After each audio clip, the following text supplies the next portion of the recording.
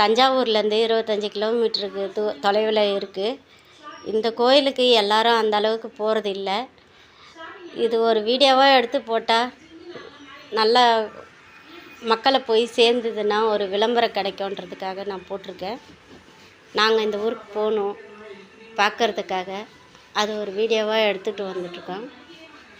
நீங்களும் பார்ப்பீங்கன்னு நான் போட்டிருக்கேன். பாருங்கள், அந்த காலத்தில் ஒரு டிராக்டரோ ஜேசிபியோ எந்த ஒரு வசதியும் கிடையாது. லாரி எல்லாம் கூட யானை, குதிரை வண்டி, மாட்டு வண்டி அந்த மாதிரி இதில் தான் அப்போல்லாம் வசதி இருந்துச்சு. ஒரு கல் கொண்டு போகிறதுக்கும் ஒரு மணல் கொண்டு போகிறதுக்கும் மக்களால் எப்படி முடிஞ்சிருக்கும், எவ்வளோ கஷ்டப்பட்டு இதெல்லாம் கட்டியிருப்பாங்க பாருங்கள். சிற்பங்கள்லாம் எவ்வளோ அழகாக செதுக்கி வச்சுருக்காங்க பாருங்கள். அந்த காலத்துலேயே தொழில்நுட்பம் எந்த அளவுக்கு வளர்ச்சி இருக்குது மக்களால்.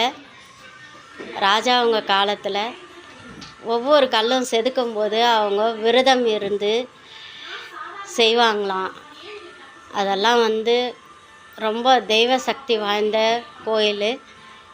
இதெல்லாம் நீங்களும் போய் பார்க்கணுன்றதுக்காக தான் உங்களுக்கு இந்த வீடியோ போடுறேன். பார்த்து மகிழ்ச்சி அடையுங்க.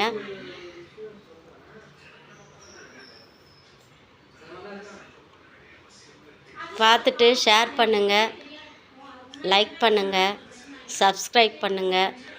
அப்போ தான் எனக்கும் அடுத்த ஒரு வீடியோ போடுறதுக்கு ஒரு என்கரேஜாக இருக்கும்.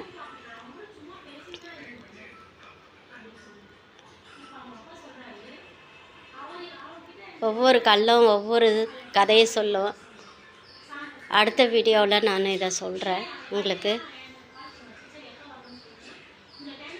தஞ்சாவூர் பெரிய கோயில் கட்டினவர் தான் இதையும் கட்டியிருக்காரு.